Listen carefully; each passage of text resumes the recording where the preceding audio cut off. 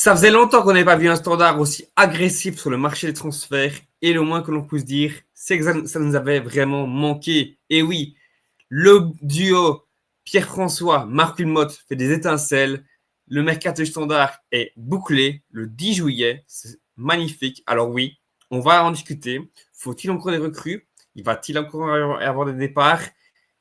Ça, c'est une certitude. Mais est-ce que l'effectif est taillé pour proposer quelque chose de potentiellement potable? On va le découvrir ensemble. Qui l'aurait cru il y a un mois qu'on aurait un effectif pareil?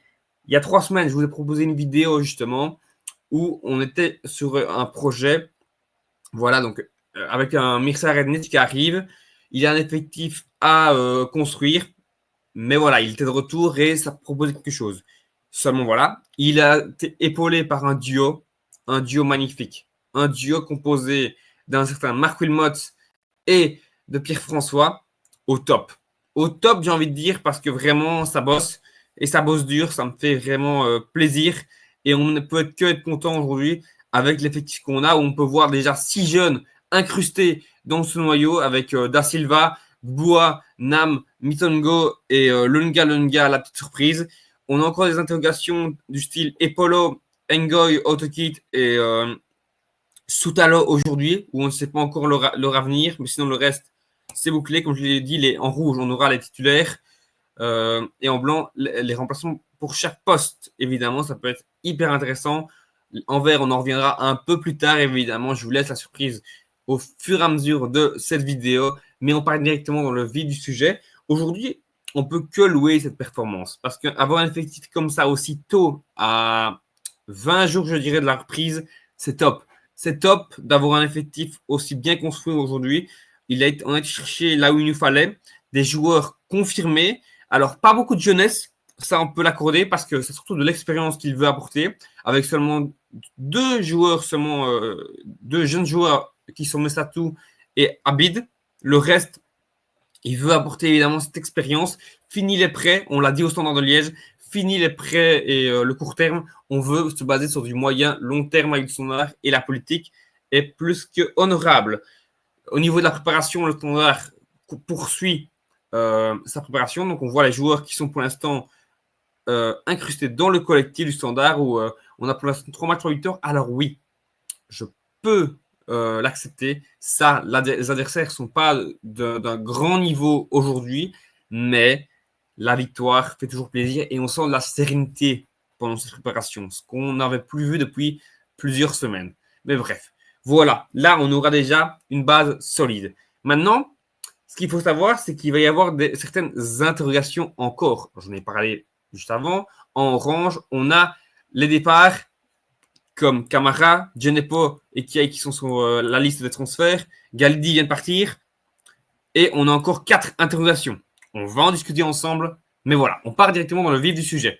Aujourd'hui, le Standard dispose, sans les 5 jeunes que j'ai parlé, d'un effectif assez complet. 4 gardiens, Epolo, Pirard, Poitou, Godefroy. Mais évidemment, Poitou, pour moi, ce sera le gardien qui jouera avec les U23 cette saison. 2 latéraux droits, Fossi, Lowens, à gauche, Bolingoli, Kalu, on en reviendra ensemble parce que voilà, il y a des choses à dire sur eux deux. Et 6 défenseurs centraux à l'heure actuelle. Ngoy, Autokit, Soutalo, Dirks, Bates et Omaou. Au milieu de terrain, on aura un Kovita, Karamoko, Messatou, Marco Ilaimaretra, Tobias Moore, Abid Nielsen et enfin Saïd, la dernière recrue en date. Et devant, on aura Eckert et Henry. On peut le voir déjà, un départ qui a fait beaucoup parler ces derniers jours est forcément le départ d'Ilai Kamara du côté du Sporting d'Anderlecht. Un joueur qui a totalement changé de position sous les corps. Anciennement latéral droit, un défenseur, il est passé totalement sur un rôle de piston. Et aujourd'hui, si on devait passer à 4, il aurait clairement pour moi une place plus comme ailier plutôt que comme défenseur central. Sa saison aujourd'hui, elle est un peu en dessus de ça, avec 0 but, 2 passes D. On peut le voir un peu sur sa courbe de forme vers janvier-décembre, top mois. Et puis, ça a commencé à tranquillement dégringoler. Et c'est pour ça que c'est un peu compliqué la fin de saison d'un Ilay Kamara vers son transfert.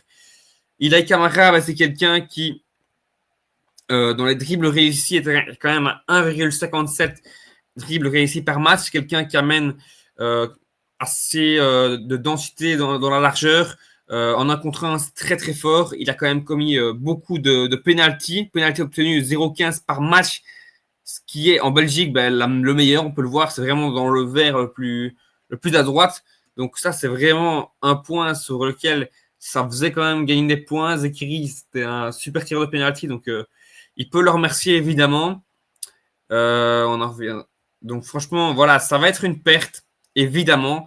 Mais voilà, je suis un peu déçu au niveau du prix parce que quand j'entendais 8 millions d'euros de la part de Rennes, je me disais que voilà, quand on reçoit 4 millions, 4 millions 5 pour un ailier comme ça peut valoir un peu plus.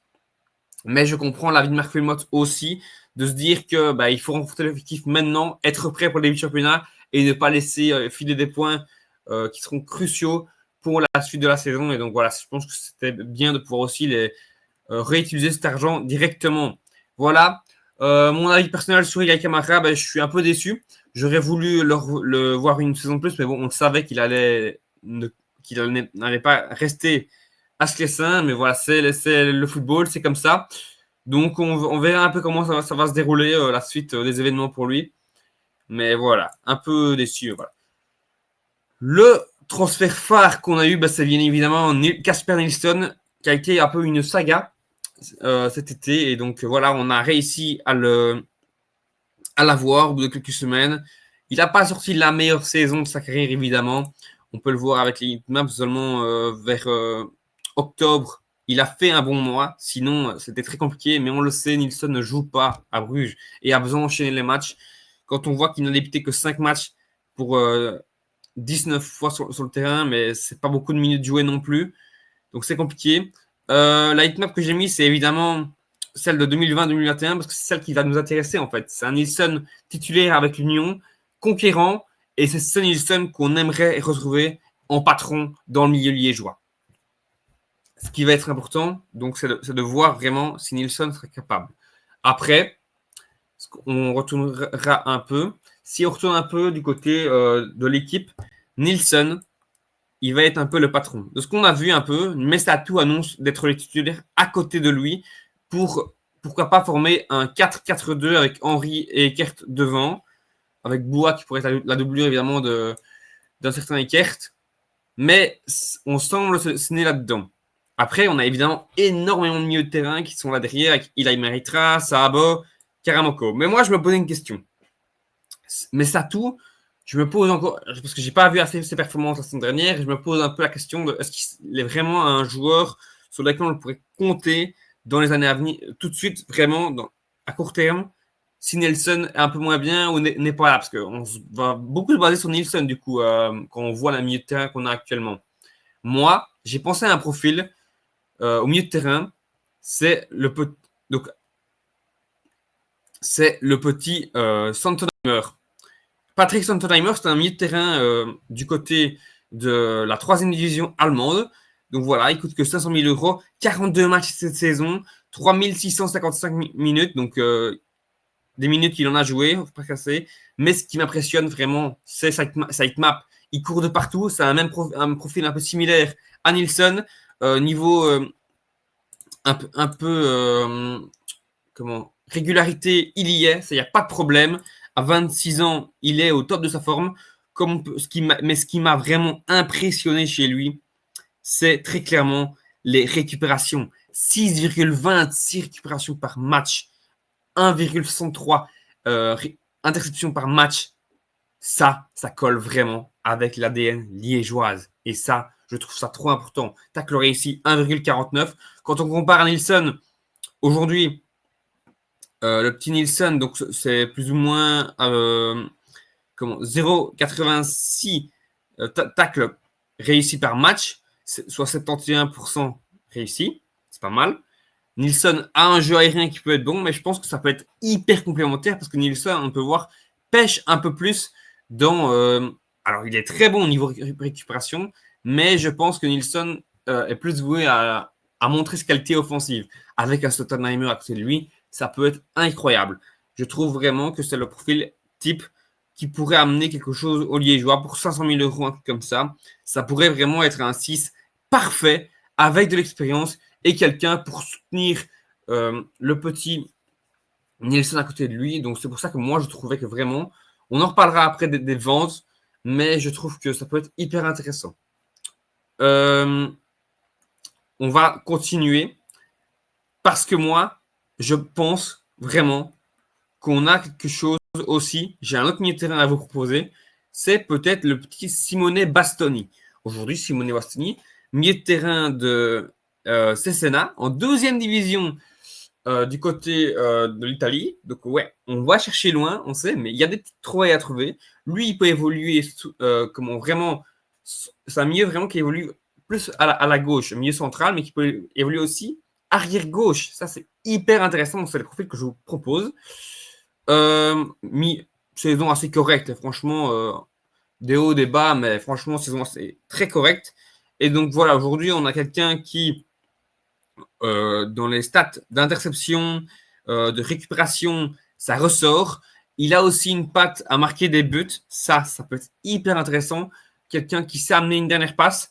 Donc ça peut être encore une fois intéressant. Et ça m'intéresse grandement. Donc voilà. Moi, je vous propose déjà 2 profils ici au milieu de terrain. Évidemment, si tu vas chercher un milieu de terrain, tu devras en prêter un ou quoi. Donc évidemment, Karamoko, Coavita, qui sont des joueurs qui étaient faits pour le système de l'école, vu que ça allait à la bagarre, mais ils ont moins un profil créatif que va demander un Rednich. Leur avenir au standard n'est pas tout rose, donc on verra un peu. Mais voilà. On a beaucoup parlé dans ce mercato-là du standard du poste de numéro 9. Henry est arrivé.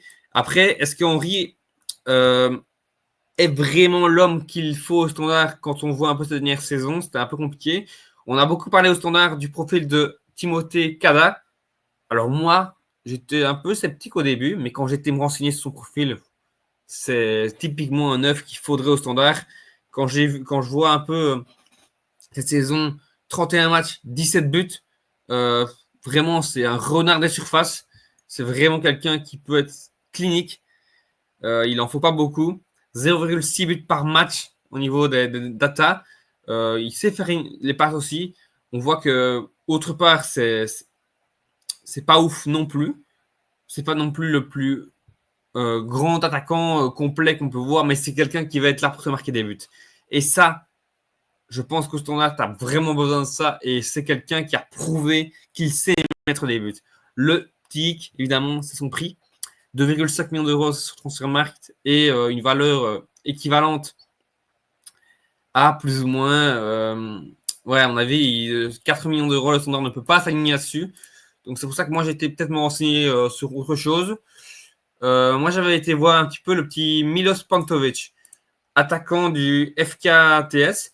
Aujourd'hui, 47 matchs cette saison, 16 buts, 7 passes D, qui peut jouer un peu à droite, à gauche. C'est pour ça que moi, je trouvais que ça peut être intéressant le petit Saïd, évidemment, percutant et tout ça, mais vous verrez que moi, j'avais d'autres idées avec les 4 millions d'un petit du petit Camara. Donc Milos Pantovic, pour moi, il fallait aller tenter le coup. C'est aujourd'hui un attaquant qui vaut certes 3,5 millions, mais tu proposes 2 millions, 20% à la revente, à un an de la fin de ce contrat, c'est quelqu'un qui va te planter tes buts. Hein, les serves, ça peut réussir en Belgique. Au niveau de ses data FBref, c'est incroyable. C'est un mec qui fait les efforts défensifs. C'est un mec qui, en termes de progressive passes, est dans le 2%, 8,5 par 90 minutes. Franchement, quand j'ai vu ça, c'était impressionnant. Et je me dis que s'il y avait vraiment 2 millions à claquer, c'était vraiment là-dessus. Il a tout. Il a vraiment tout aujourd'hui. C'est vraiment un buteur qui va faire mal, qui va être là et qui va faire jouer un peu tous ses coéquipiers. Au niveau de la régularité, elle est présente. Un petit coup de moins bien, évidemment, sur le mois de février. Mais sinon, globalement, c'est vraiment très, très impressionnant. Et pour moi, c'était la recrue idéale. Après, il est en fait content dans un an, pardon. Mais pour moi, il ne restera pas dans son club serbe. À voir. Mais je trouvais intéressant de vous proposer ce profil-là parce que c'était hyper intéressant. À un an de la fin de ce contrat, un profil pareil, c'est pas tous les jours qu'on le voit et c'est peut-être quelque chose qui pourrait être dommageable de laisser passer. Mais c'est compliqué. C'est compliqué. Je vous en ai parlé évidemment. On en a parlé de Kalou Bolingoli. Alors voilà, c'est compliqué de pouvoir en parler parce que, en fait, Kalou, on ne sait pas vraiment le niveau qu'il peut avoir. Ben, on le sait, mais il sort d'une grosse blessure. C'est pas quelqu'un qui a l'habitude de se blesser, mais on sait que Kalou, c'est pas non plus la plus grande satisfaction qu'on ait eue dans le centre de formation liégeois. Et on a Bolingoli qui se blesse beaucoup. Donc moi, je voulais aller chercher quelqu'un et je ne l'ai pas encore dit, mais évidemment, je remercie beaucoup ID Mercato, le compte TikTok ID Mercato qui m'a beaucoup aidé dans cette recherche de Mercato. Évidemment que j'ai eu mes idées, mais on a beaucoup discuté ensemble et c'est très important. N'hésitez pas à aller vous abonner au passage à son compte TikTok, il fait d'excellents contenus. Mais voilà, un choix qu'on était assez d'accord, mais qui serait évidemment compliqué, c'est le petit Daouda Guindo. Daouda Guindo, latéral gauche du côté de Salzbourg, libre de tout contrat, qui a eu une grosse blessure, mais pour moi, tu dois trop tenter le coup. Aujourd'hui, en termes défensifs, vraiment, en tacle réussi, c'est 88%. Vraiment, c'est quelqu'un qui, dans la récupération, fait plus de 6 par match. C'est quelqu'un qui, au niveau de la passe, sait amener quelque chose, sait créer des occasions, a un pourcentage de centre réussi vraiment au-dessus de la moyenne. Je pense que si on compare un peu avec les autres joueurs en Belgique, à part de Kuiper, personne ne fait mieux. Donc vraiment, c'était le profil idoine. C'est quelqu'un de très offensif. Alors oui, c'était encore un risque avec beaucoup de blessures, mais je pense que quand tu as Bolingoli dans ton équipe, tu es obligé de prendre un joueur en plus pour pouvoir pallier et faire tourner entre les deux justement et pouvoir éviter de trop les ménager. Pour un peu, non, justement, de pouvoir un peu les ménager, pardon. Donc pour moi, Daouda Guindo, alors oui, on en a discuté avec ID Mercato et en voyant cette vidéo, il le saura. Pourquoi j'ai fait ce choix de quand même le garder, c'est parce que il y a un défenseur chilien, je ne sais plus trop le nom, il ne me viendra plus en tête, mais qui est libre de tout contrat, qui vient de Toulouse, libéré de tout contrat alors qu'il avait encore un an de contrat. Il a été libéré et pour moi, ce genre de profil-là, assez hargneux, qui a une bonne mentalité de ça, c'est le profil idoine sur lequel doit se pencher Galatasaray. Expérience, le salaire, ils vont le mettre et je pense que c'est quelqu'un qui est plus sûr physiquement pour une équipe qui va jouer à la Ligue des Champions comme Galatasaray que c'est un coup qu'ils doivent tenter. C'est pour ça que moi, je vous le dis, je veux aller chercher Daouda Guindo et être à 3 latéraux gauche. C'est trop important parce que, évidemment, je pense que Bolingoli ne partira pas, ni Kalou, sauf si, évidemment, ça se tourne vers un prêt. Voilà, voilà. On va retourner plus dans les rôles des milieux de terrain numéro 10 parce qu'on le sait. Abid a un profil un peu, dans cette préparation, un peu électron libre. Il joue à droite, à gauche, en 10. Mais voilà. On en avait parlé avec ID Mercato Standard. Le profil de Salah Eddin Oulad Mond, c'est pas facile à prononcer, mais voilà. Jeune milieu de terrain, libéré par Arsenal. Ça peut être un profil de numéro 10, un peu 8 reculé, on peut à 6 reculé, 10 reculé, pardon. On va y arriver. Il sort d'une belle saison en Premier League 2 avec 20 matchs, 6 buts, 7 passes D dans ce profil un peu numéro 10. On verra un peu comment est-ce qu'on peut mettre tout ça, mais c'est un profil très intéressant qu'on pouvait un peu mettre en lumière. Et ouais, c'est quelqu'un qui, pour le décrire rapidement, c'est en fait quelqu'un qui n'est pas non plus le plus fort au niveau des relances et tout, de l'abattage défensif, mais il peut te lâcher des bangers de temps à autre, excellente qualité de passe, et donc c'est vraiment intéressant de pouvoir ça coûte rien, il a 20 ans, 21 ans, donc c'est toujours intéressant de pouvoir se pencher sur des profils pareils. Voilà, voilà. Je pense que c'est tout au niveau des profils qu'on a proposés, à moins que, et oui, parce qu'on va revenir sur ce plan d'équipe avec justement 4 interrogations qu'il reste dans cette équipe. Et Polo, qui je pense va rester. Ngoy, pour moi, le cas Ngoy est très simple aujourd'hui. Ngoy a 1 an d'avance de contrat, c'est soit tu prolonges, soit tu t'en vas. Et on va voir qui est-ce que j'ai pensé pour potentiellement remplacer Ngoy. Autokid, je pense qu'il restera, même si évidemment il y a des rumeurs à son sujet. Et Soutalo, pour moi, il a des envies de partir. Et dans le nouveau style de Rednich, je pense que ça lui conviendrait un peu moins. Donc évidemment, si on peut recevoir, je vais dire 3 millions pour Ngoy, 3 millions pour Soutalo, ben voilà, ça peut être que positif pour le Standard. Et on voit cet effectif avec 4 défenseurs. Pourquoi pas en rajouter un 5e? Parce que Lunga, moi, je laisserais plus progresser, évidemment, avec le SL16, une saison complète, avoir une place bien de titulaire, et on en reparlera. Mais en tout cas, moi, comment est-ce que je vois les choses? On va en discuter maintenant. Moi, j'ai envie d'aller chercher, en cas de départ d'Engoy, le petit Matteo Wam. Marc Wilmot l'a dit, il recherche des joueurs expérimentés. Matteo Wam, aujourd'hui, tu te sépares d'un Belge, tu vas chercher un Belge. Il joue certes en 2e division, mais aujourd'hui 1m89. C'est quelqu'un qui a un contrat qui finit dans 1 an.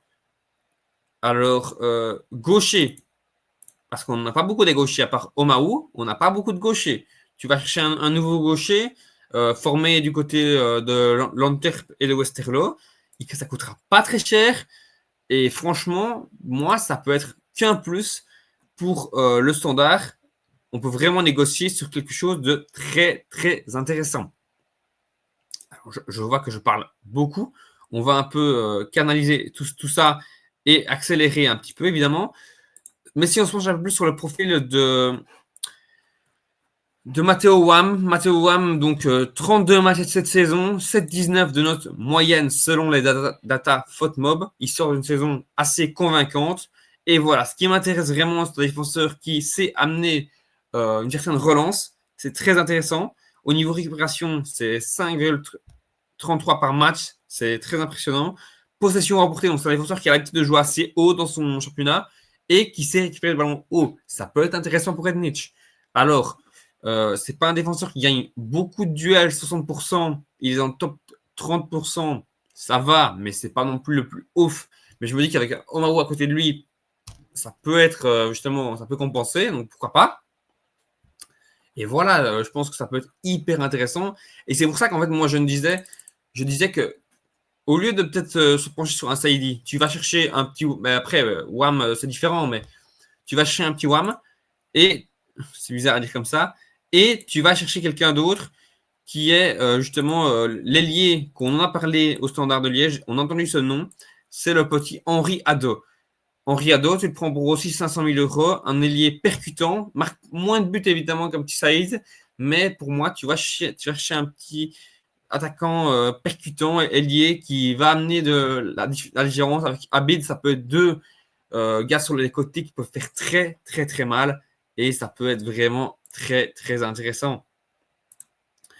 On peut voir vraiment, c'est quelqu'un qui va faire mal, qui a, surtout par rapport à Saïd, c'est que Saïd, tu gardes 2 ans, il aura 27 ans, tu sais pas si tu pourras peut-être, pourquoi pas faire une plus-value en fonction de ce que tu fais ou pas. Mais Saïd, tu le revends dans 2 ans, à 24 ans, ou même dans 1 an, ça peut être vraiment un gars que tu revends 2-3 millions d'euros alors que tu l'as acheté 500 000 euros. Donc c'est pour ça que moi, je trouvais ça intéressant de pouvoir, pourquoi pas se pencher sur lui. Mais bon, c'est comme ça. Et voilà. Maintenant, on va parler un peu tactique pour terminer cette vidéo et voir un peu ce que ça pourrait changer avec ce standard-là. Donc, en cas de départ de Ngoy et de Soutalo, on aurait, comme je l'ai dit, le petit, on va le retrouver, le petit Wam qui pourrait venir se pencher un peu plus ici. Omaou, alors oui, ici, on va dire plutôt, et Otoki titulaire, et Wam Omaou comme doublette parfaite. À gauche, le petit Daouda Gendo ne serait pas trop, évidemment. Après, ça serait compliqué, évidemment, quand on voit un peu le nombre ici. Le Pontovic, il me plaisait énormément. Évidemment, pour devant avoir un attaquant vraiment sûr qui va te porter des buts et qui, dans la force de l'âge, vraiment, même pas, qui est très jeune, encore beaucoup à prouver, qui peut jouer là aussi. Mais voilà, c'est comme ça. Mais le mec que je voudrais absolument, Santonheimer. Imagine Nielsen, Santonheimer, un duo aussi complémentaire que ça. Alors oui, on va dire qu'il joue en 3e division, mais quand on voit ce qu'il propose, c'est quand même hyper intéressant. Il a 25-26 ans, il a encore beaucoup à montrer. Alors j'ai mis Kada, mais on sait qu'il ne viendra pas. Pantovic, c'est compliqué. Mais Mond, moi je le voulais ici, mais ça freine la progression de Gboua, évidemment. Ado, il serait venu ici, évidemment. Et le petit Bastoni, ça. C'est comme ça. Mais voilà. Sinon, si Ngoy venait à prolonger, Wam, évidemment, on oublie. Et Ngoy, tu le remets ici en concurrence avec Autekit. Mais voilà, moi, ce que je veux, vraiment, j'aimerais vraiment aller chercher Santonheimer comme dernier recrue avec Guindo. C'est les 2 joueurs que pour moi, il faut encore absolument au standard. Même si Guindo ne vient pas, je sais qu'on peut encore compter sur, par exemple, décaler Lowens à gauche, au cas où il y a vraiment beaucoup de blessés, et mettre, pourquoi pas, un petit Ngoy à droite, parce qu'il a déjà fait, ou, je sais pas moi, peut-être B, c'est plus compliqué, mais on verra comment on bricole. Un prêt, pourquoi pas, de Quavita et Karamoko peuvent être intéressants encore. Da Silva, normalement, on sait qu'il peut jouer normalement à gauche, mais de ce qu'on voit dans la préparation, Rednich a alors plus de le construire comme un ailier droit parce qu'il a des bonnes qualités offensives et il a plus de mal défensivement. Voilà. Mateta à voir sa progression, le capitaine du SL16, mais je pense que le standard a beaucoup d'espoir sur un certain Mitongo. Je pense que ça peut être. Il va commencer à avoir beaucoup de minutes cette saison. Et je pense que ça peut vraiment devenir. Écoutez bien moi. Écoutez bien ce que je viens de dire. Ça peut devenir le prochain Batshuayi, mais pas cette saison. Pas cette saison. Il va être dans une saison pour moi. Après, je peux me tromper. De découverte de la Pro League, enchaînement des matchs, ça. Il va peut-être marquer 2-3 buts cette saison. Mais la saison prochaine, ça peut devenir plus qu'un pion dans la rotation. Franchement, ça peut devenir le vrai super sub et pourquoi pas devenir un vrai titulaire la saison prochaine avec le standard. Mais tout reste à voir. Voilà. En tout cas, on a un peu éclairci cet effectif du standard. Ce sera très intéressant. Mor, Saïd, ça va vraiment se tirer dans le bon sens. Et c'était intéressant à 20 jours de. Et c'est super glorifiant, je veux dire, de pouvoir avoir un effectif qui est déjà prêt à pouvoir entamer la saison maintenant. À voir comment les jeunes vont s'adapter. Lunga, c'est encore jeune. Ça ne va pas évidemment avec la concurrence qu'il y a débuter tout de suite. À voir. Mais en tout cas, ça reste hyper intéressant. Et ce standard-là, je ne demande qu'à le regarder parce que ça me donne vraiment envie de débuter cette saison et avec beaucoup de passion. Voilà. Merci beaucoup. Si vous avez aimé cette vidéo, n'hésitez pas à liker. Je sais bien qu'elle a été très longue. Vraiment désolé. Mais il y avait beaucoup de choses à dire, évidemment. Et c'est que plaisant pour moi. Merci d'avoir écouté. On se retrouve très vite pour de prochaines vidéos. Si c'est le cas, n'hésitez pas à liker, à vous abonner. Et moi, je vous dis à la prochaine. Ciao les gars.